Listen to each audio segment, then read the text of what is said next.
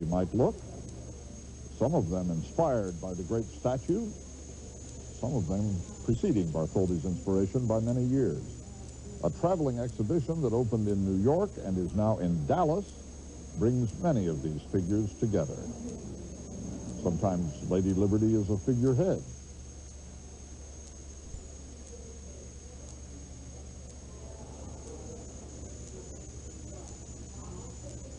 Sometimes she turns up on a sign. As you will see, sometimes she turns up in more surprising places.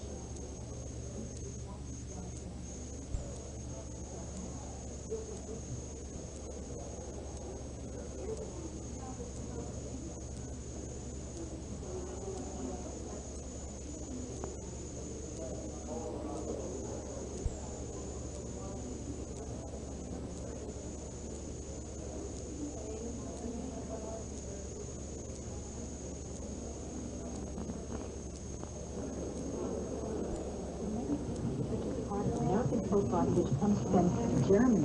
You're the kaleidoscope. And she's on the outside. That's the bell, right? Every day I just decorate just that way. This is from the fire department, and they banded themselves up, right? They fixed it up, and there she's sitting with a shield and that bird on her finger, which was probably illegal. The Centennial Progress in the United States of America. There's Miss Liberty. Right? Above her is the eagle. Flag here. This Lady Liberty served as a gate post. This is a whirligig weather vane made in 1984 as work began to spruce up the big Statue of Liberty, the real one, for her 100th birthday party.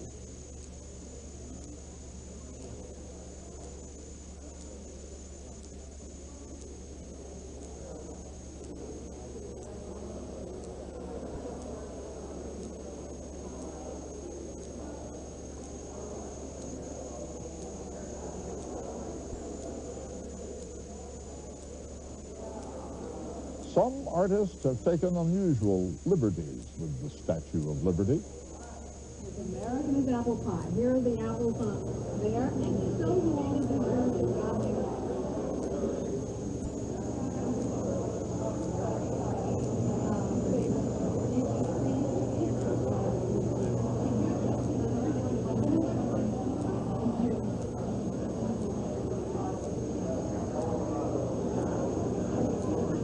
She's been part of our lives for more than 2 centuries of liberty.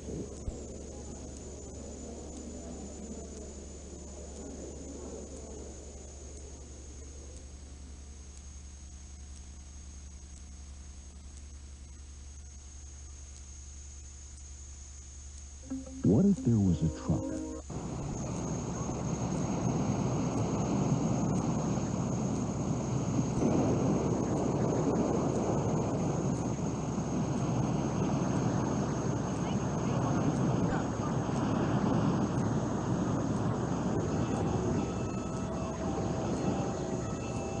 The people who live on MaKena Beach in Maui may not be closer to God than the rest of us, but they certainly must feel that they are.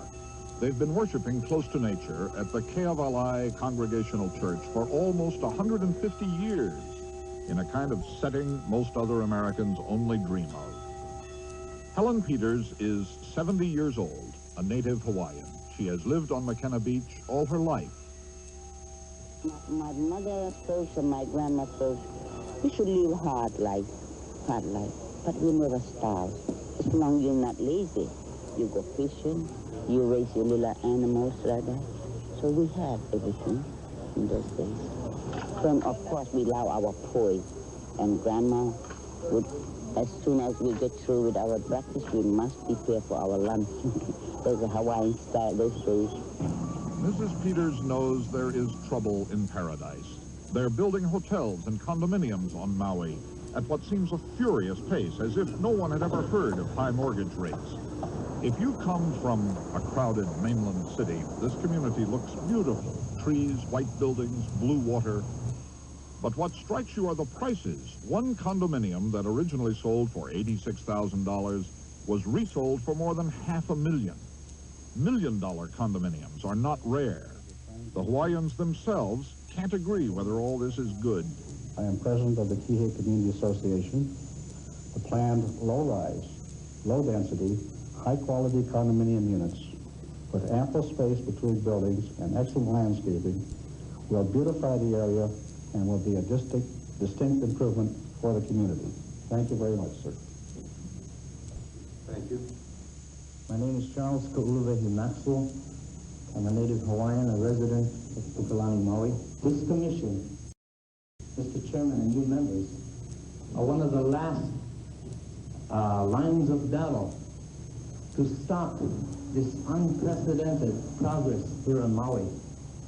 I am interested in the lifestyles of the native Hawaiians and the local people. That is very important. You people and you staff is the ones that can say whether we will really sell Maui and oversell Maui to a point where our lifestyles have already been threatened. Thinking like you people, everybody wants money. What is more important than the vista of the land? The gentleman here said that it was not worth anything, that it's not good for agricultural purpose, but he did not cover the spiritual purpose of the native Hawaiians and the people that want to associate with the native Hawaiian lifestyle. That is the important thing. Money comes and goes, concrete jungles comes and go, but the land is forever. You people are all lucky that the native Hawaiians weren't warlike people, because you wouldn't be here. Most of you would be foreigners, would not be here. But our culture is of love and sharing, and that's the reason you're here. And so how about respecting our culture?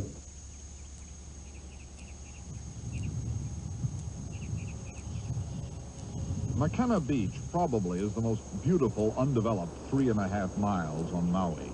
It's a peaceful place. It is also a battleground. The battle is between those who want to develop it and those who want to keep MaKena Beach the way it is. There's money to be made in Maui these days. It's harder to see the beaches now, harder to reach them. The natives of Maui don't go to the beaches as much as they used to. It's not the same, they say. Their paradise is slowly or quickly disappearing. Frank Condrey knows that. He's been a fisherman here almost all his life. We don't like it at all. But ever there's people that can fix the fishing. It's nice beaches full of travelers like that. For us, it ain't doing us that much good, you know? Like, you know, the price of land here is so high. You know, to buy a house, you need at least $200,000, you know? Local people don't have that kind of money. So you see the foreign investment or mainland, you know, people from the mainland.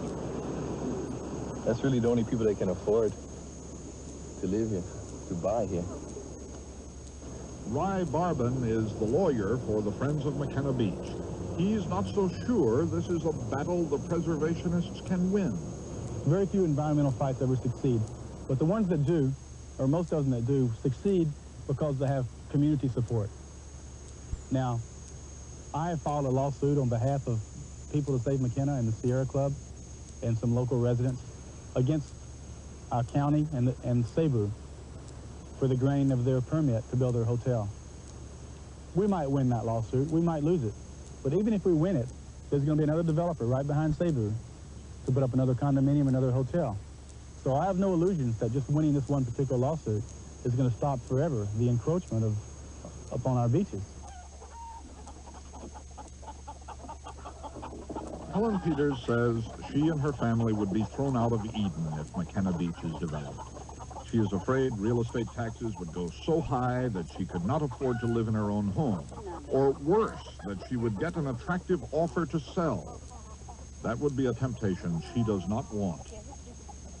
And no matter what happens, Helen Peters knows the old life of Hawaii is slipping away. Time, she feels, is against her. It's not like how before Hawaii. You going, hooey, my, come. That's mean come.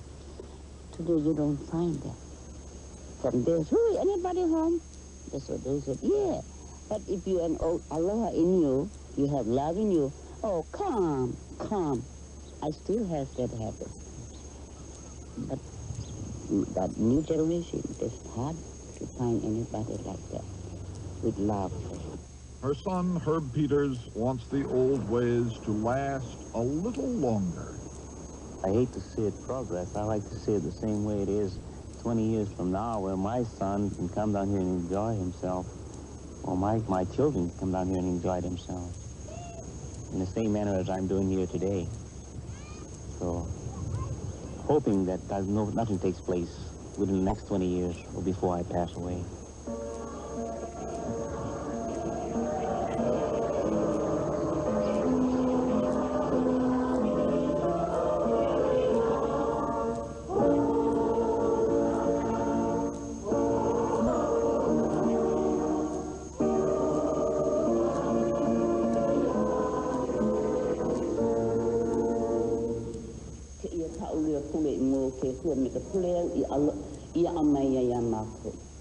Our Father, who art in heaven, hallowed be thy name. Thy kingdom come, thy will be done, on earth as it is in heaven.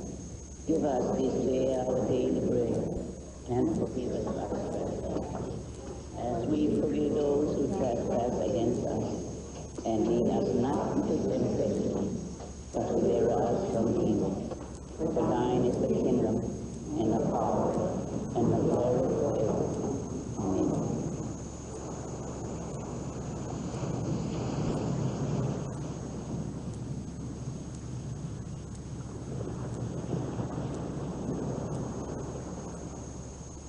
Many of the changes that had begun on Maui when we first told you that story in 1980 have now taken place.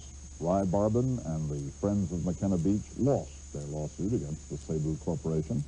A hotel called the Maui Prince has been built on MaKena Beach. It'll open in late summer. There's now an international airport on Maui so that thousands of tourists can fly in from the mainland every day. Helen Peters still lives there. She and Charles Maxwell are still working to save what remains of the beauty of Maui.